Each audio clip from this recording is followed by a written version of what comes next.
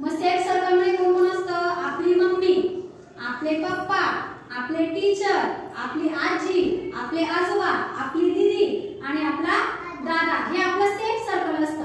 ते आपल्याला